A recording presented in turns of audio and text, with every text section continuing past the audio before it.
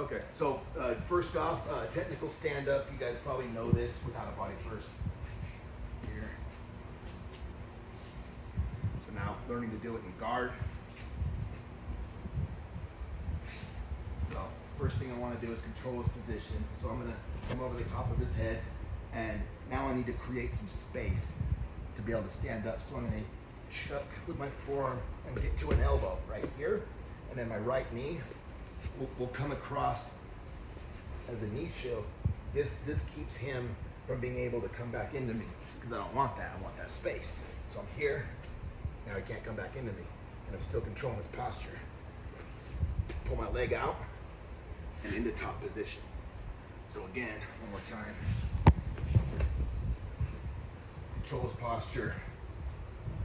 Get to an elbow, create some distance, knee shield.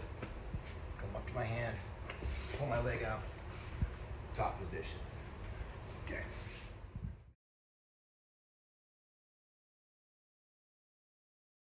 Okay. All right, so got me here.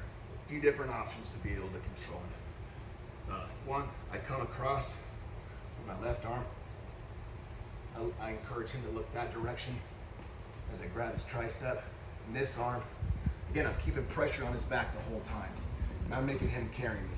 My right arm comes through and grabs here as well. So if I can come right down, right above his elbow, while still keeping his face pointing that way. I do a lat pull, driving, and land inside control. So again, as you're moving your arms through, if I'm worrying too much about my arms that I'm not keeping pressure on, I lose control. He's going to stand up and then back in the fight. So I need to make sure I'm keeping that pressure. Get heavy, get fat. His arm comes through, punching his head that way. I'm encouraging his head that way. Grab his tricep. This arm comes back through while still maintaining weight on him. Coming real solid grip right here. And I'm doing a lat pull while driving into him. Landing inside control, where I have a whole lot of options.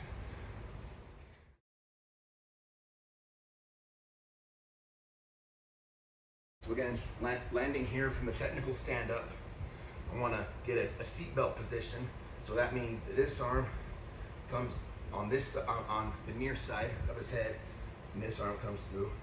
Get a solid seatbelt like this. Near side foot comes through, far side foot, and then when I'm here, I want to really make sure that I'm not too high up here, because he can shake me off, and that's not good.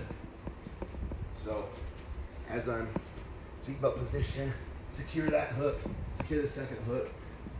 You can see I'm sitting right about here on his lower back, and I drive my legs back through between his legs. So seatbelt, my arms come here, double underhook, and then extend my legs out. That flattens his position, and I have a lot of options from here. He can't do much because I took out his hips. He can't get his legs to the mat, and I'm in position to play with his neck. Awesome. All right, we're rolling. All right. The DARS. So again, same thing, technical stand-up, end up right here. Now we're going for a DARS choke. This arm goes across so I'll be keeping my weight on it if I was doing it for the purposes of the instructional. The blade of my forearm's across the back of his neck, like this. This arm comes through, palm to palm. So that the arm that's across the back of his head is like a reverse handshake. All right, shove his head through his legs, which dumps him. So again, I'm thinking of taking his head through his legs. Dumps him onto his side. I punch my right arm through as deep as I can. Need to try to really push my right arm through. And then I grab my left bicep, and I fall to my hip, the hip nearest him, right? And then I throw my leg up, I trap his legs, and then squeeze for the choke. Now, a couple important details. Again, in a fight, he's not just gonna let me kind of guide him through. So I'd really be like using my whole body to dump the head through the legs, punch as deep as I can. Really want to get that deep. Grab the bicep and I fall to my near side hip.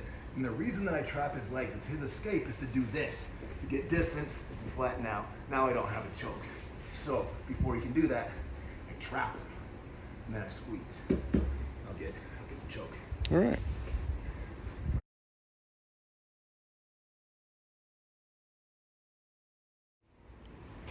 So for this one,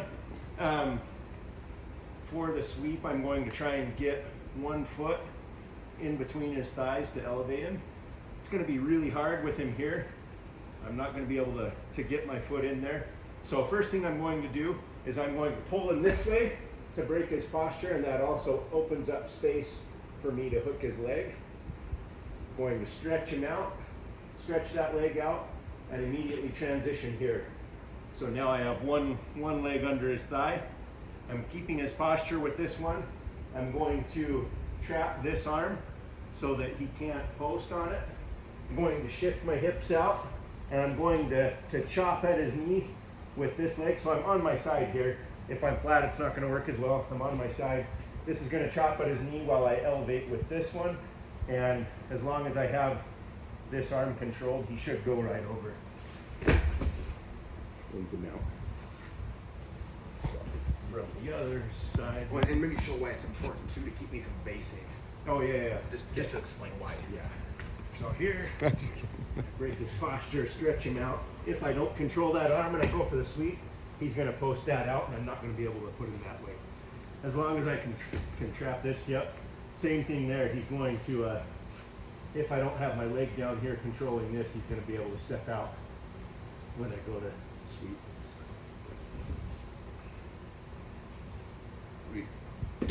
Nice. Nice. Nice.